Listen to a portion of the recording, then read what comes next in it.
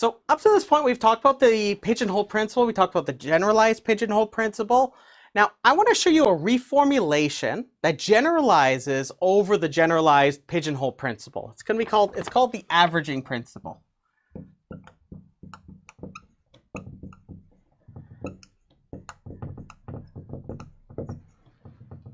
Some people like to think of this as a precursor or prototype for the probabilistic method.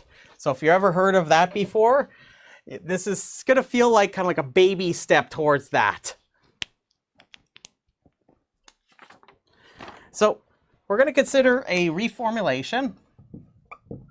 So I want to show you just to convince you of the averaging principle for integers. So if I have an integer number of objects, an integer number of bins, I would like to show you where and how we can get something that's going to approximate the averaging principle more broadly. So I want to just show you how we could take the generalized pigeonhole principle, turn it into what we're going to see is called the averaging principle. So consider a reformulation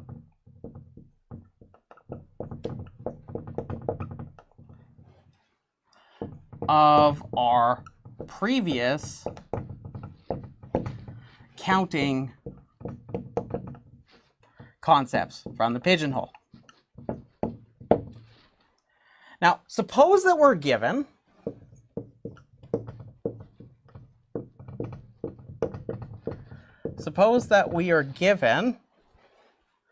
a non-empty, so that means that we have at least one element in it. It's non-empty and finite. Finite collection. So that means that you're allowed to have duplicates in here. That's just why I'm using the word collection as opposed to a set, but it's still true for a set too. A collection A of n numbers. So I'm using the word numbers here more explicitly. So here's sort of a broader conceptual question. Is there an element in A that is at least some number we're going to call mu? Now, it's a little bit of a hint where we're going with this. If you see the word average and you hear see a symbol like mu, you might know where we're going with this. But and I must stress that which may depend on A. So it's not just a constant or something. It's going to be something you could calculate based on A. So I want to try to see if we could figure out what mu might be. Now, so notice that this is slightly different in the way I formulated it. Now it's a collection of numbers, and I would like to know if there's some number in that collection that is at least something called mu.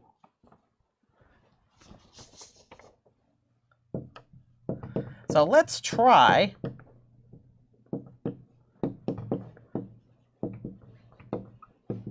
to determine mu in the special case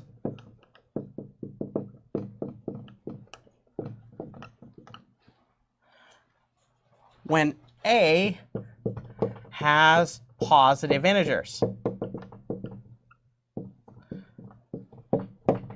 So let's just work with positive integers. We assume that those numbers are positive integers for now. So we're going to do something kind of crafty here, so pay attention very closely. So for example here,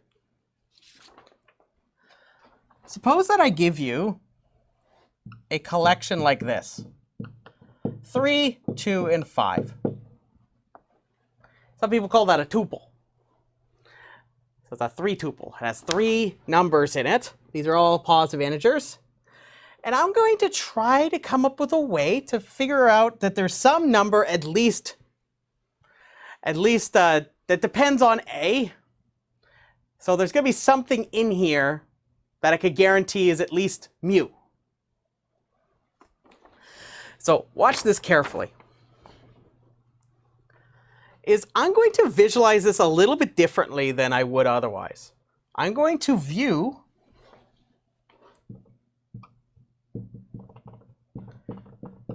each position in A as a bin.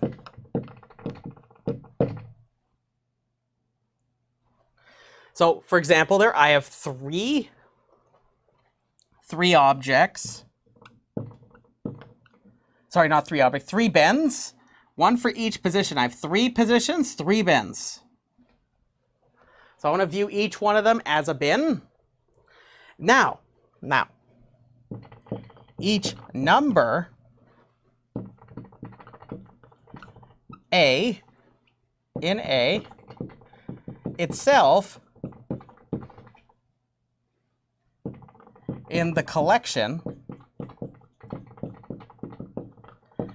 as A objects. So example, 3 is 3 objects.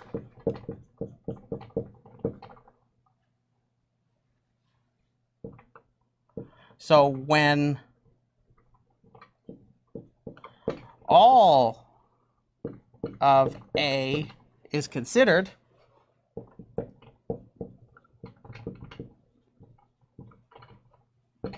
when all of A is considered, it totals to the sum over all of the elements in A of their values, many objects. So there's that many objects. And the reason why I'm allowed to do this is because all of them are positive integers. So please keep that in mind. So this whole idea, the way it works is as long as I could take the numbers and I can break them into discrete sizes, this trick works. So integers, it's rather trivial because I could just say, oh, the number itself is that.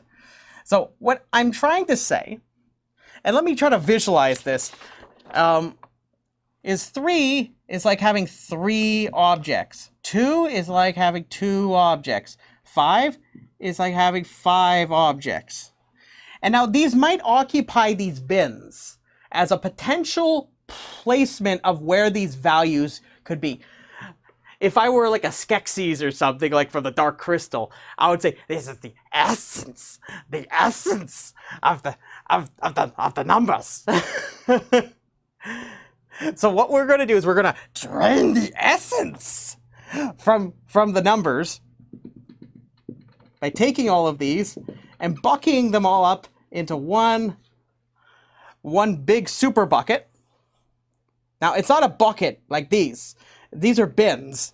I'm just going to collect up all of the objects.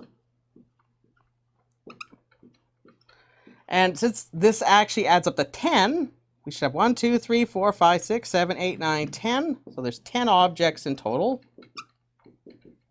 And I have 3 bins.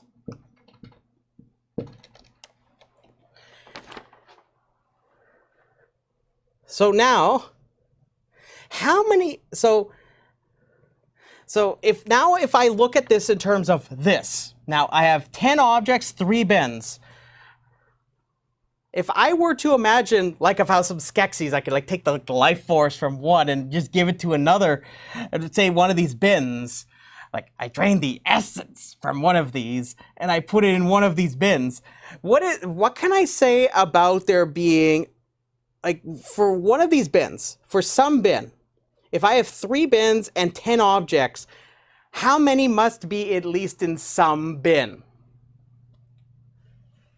Well, the generalized pigeonhole principle tells us this. It tells us the answer to this question. No, get back here. Get back here. I'm not going to drain your essence. So let's go back over here.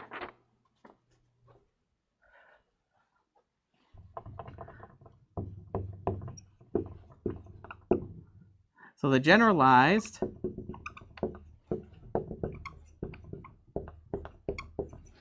pigeonhole principle states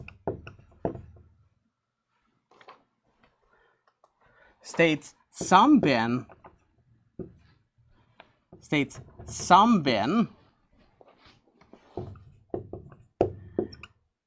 has at least how many? Well, remember, how many objects did we have? We have the sum over all of the numbers in the collection has at least this many, right?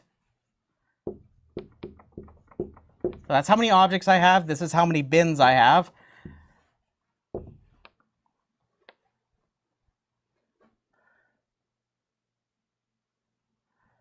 It has that many objects in it. That's what the generalized pigeonhole principle would tell you. So now this is where it gets a little bit weird, because now we got to translate this back to our original question. So remember, the bins represent the positions the numbers can occupy. So now when we think about a bin, we're actually thinking about the number that might be sitting there. And the number of objects is its value. So translating this back, there is a number in A, remember, that's among all of the bins, because there are 3 bins, one for each position. Those are the positions in A. That is at least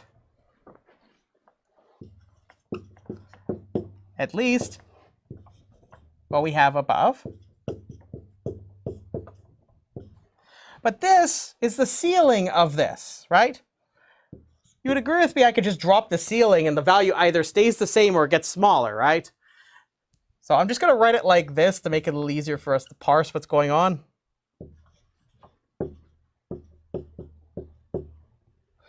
And I'm saying that this value here, this is mu. But what's that? That's literally the average. That is literally the average. So this brings us to this is the average, right? This is the average of A. So remember, the argument that we've employed to derive this argument here, this relies on the fact that they're positive integers.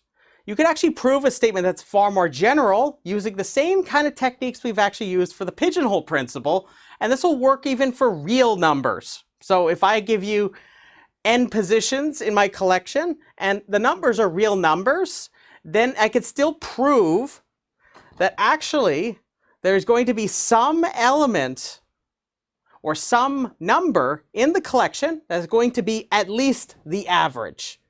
And it must be this guy.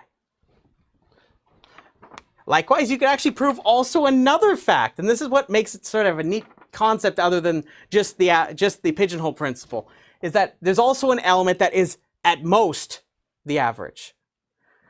So there's 2 parts to it. The proof is actually surprisingly simple once you've seen how you can prove like the generalized pigeonhole principle, because they're based on very similar ideas, just we need to make sure when we prove the claim, we don't make any assumptions that they're integers. So theorem. So this is what we're going to refer to as the averaging principle.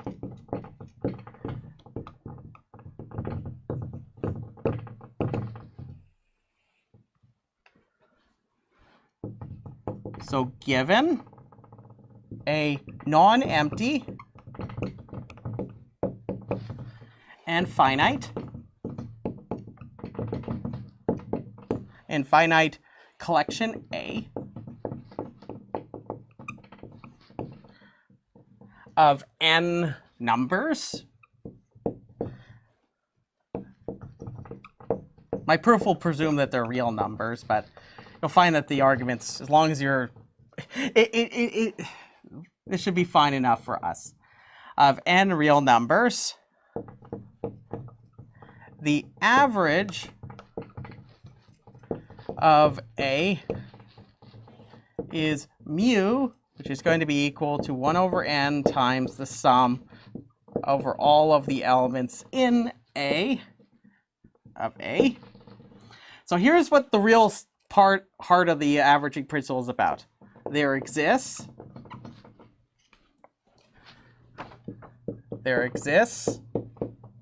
number x in A that is at least mu, and there is a number y in A that is at most u.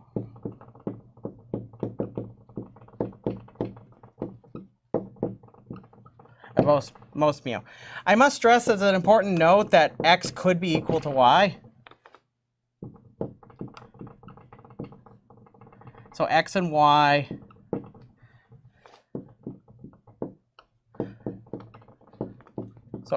can be the same. For example, if your collection has all the same elements in every single one of the spots, like all the elements are all ones, then what the averaging principle would say is that, oh yeah, well, the average is 1. That means that x, there is an element that is at least this, and at most that, it's namely 1, for example. So let's prove this. So let's do a proof together. So we're going to prove it in 2 parts because there are two parts to this theorem. The first one is that this part about the saying that there's an element that is at least mu, and then there's an element that is at most mu. Those are 2 parts, so we're going to prove them separately. You're going to find that the arguments used are very similar to each other, so much so that I actually changed it up, because you could use essentially the same idea in both directions. Well, not directions, but both parts, to be a bit more precise. So my apologies. We prove the 2 parts of the theorem separately.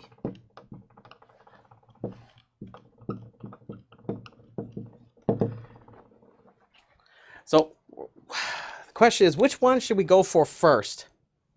I think we're going to go with the at least mu part. I don't know what you think. I think that that's a pretty natural one to start with because that's the first thing I stated here.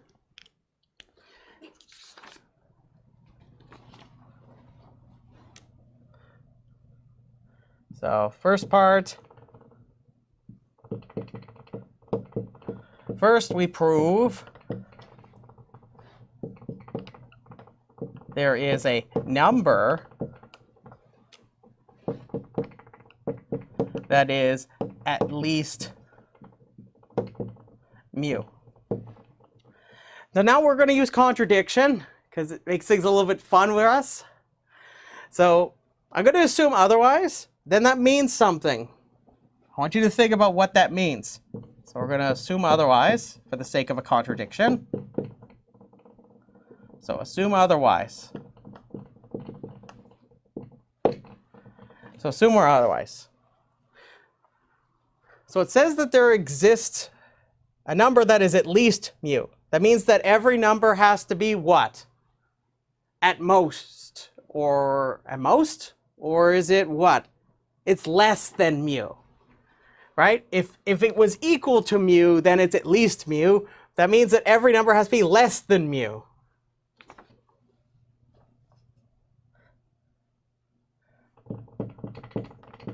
It must be that every number in A is less than mu. Now, watch this, watch this. Just watch. Watch how this works. Then, let's write out the sum of all the numbers. And the sum from over all of the elements in A, all those numbers, you'd agree with me that this has to be strictly less than if I took and replaced each A with mu, right? Because every element is less than mu. But what is this? There are n elements or n numbers in my collection. So I'm adding mu n times. That is the same as me writing n times mu. But what is that? This is n times the average of A, times 1 over n times the sum of A right? That's what mu is. But do you see anything interesting going on here? Look, we got n times 1 over n, right? So we're going to annihilate each other. And we end up with just the sum. This sum, right? Do you see a problem with this? This seems a little nonsensical. Can you see why? What's going on here, guys? Looks a little funky. What did I say over there? That the sum over all the elements in the collection is less than this, right? But we show that that is in fact equal to this. So the sum over all the elements in the collection is less than the sum of all the elements in the collection. That's nonsense, right? Because they have to be equal to each other. Literally the same thing.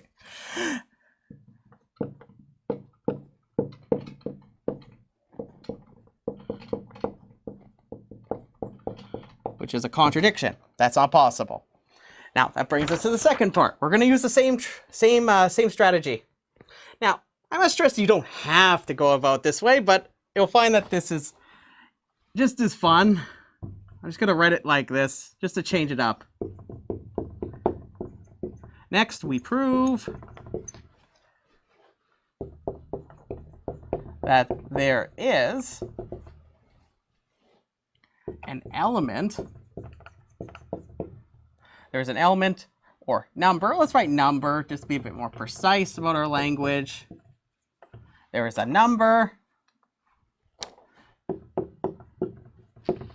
that is at most mu. Now we're going to assume again, for the sake of a contradiction, we're going to assume otherwise. So again, what does that mean? If it's there's going to be some element that's at most mu. That means that if I make that means that if that's not true, that means that every element has to be greater than mu.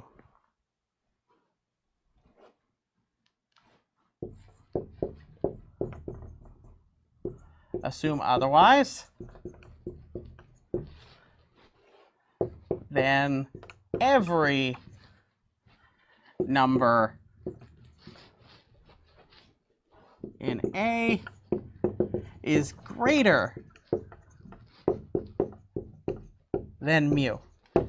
And we can do something quite similar to what we did before. I'm just going to shake it up a little bit. I'm just going to do a little dance. Just shake it up. So mu, the average of A, is just this, right? Right, that's the definition of mu. This has to be strictly bigger than 1 over n times the sum over all the elements in the collection where I replace A with mu, right? That has to be the case because every element in A is strictly bigger than mu. But what's this? Well, that's 1 over n. We add mu n times. So this is the same as me writing this. N times mu, because that's just, we're adding mu n times. But what is this? N times 1 over n, that's supposed to cancel, so I just end up with mu. Again, we end up with a nonsensical situation because mu is now greater than mu. That doesn't make any sense because mu, it's saying that mu is equal to mu, but mu is not equal to mu. It doesn't make a whole lot of sense. Like this part is saying mu is not equal to mu, which is a contradiction. And that completes the proof. So that's your proof for the averaging principle. So the averaging principle, just to summarize, it tells you that if you give me a collection of numbers, and so this is a statement about a collection of numbers. So you're allowed to have duplicates in there or everything like that. What it says is that there always will exist an element in the collection that is at least the average of the collection, and there exists an element that is going to be at most the average in the collection.